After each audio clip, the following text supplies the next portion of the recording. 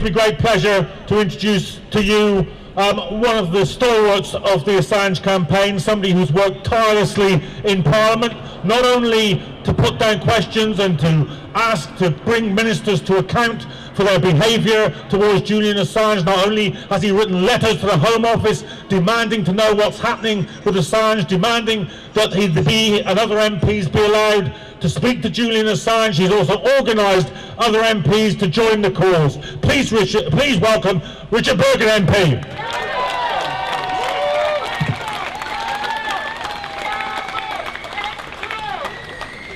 Yesterday, a special event was held, the Belmarsh Tribunal, where we looked into the crimes committed in our name, the atrocities, the abuses, the crimes against humanity and the war crimes. And regrettably, Britain, along with the United States, has been involved in too many unjust wars in recent years. Wars of conquest, wars of control, and wars for oil. Now, much of what we know about these crimes was exposed by the fearless work of a journalist whose award-winning journalism was carried out here in Britain.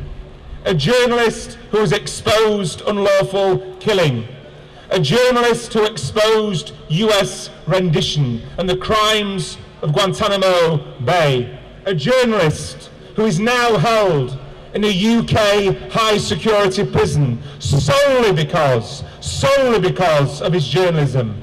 What an indictment of the world that we live in, where those who pursue wars are decorated and celebrated, whilst those who expose war crimes face extradition to the United States and the rest of their life behind bars in a super maximum security prison.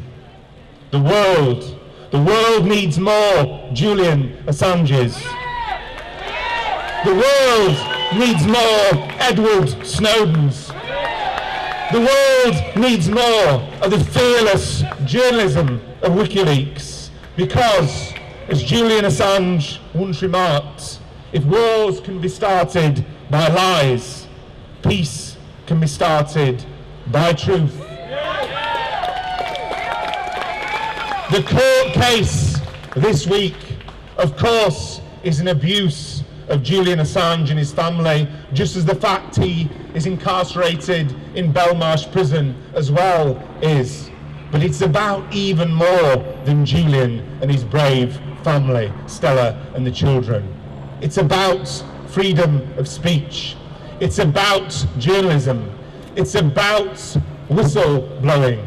Because, make no mistake, what's been happening for years in relation to Julian Assange is an attempt by the establishment in the USA and the establishment here in Britain to intimidate every single journalist, every single whistleblower, every single opponent of war, every single opponent of human rights abuses. And we can't allow that to happen.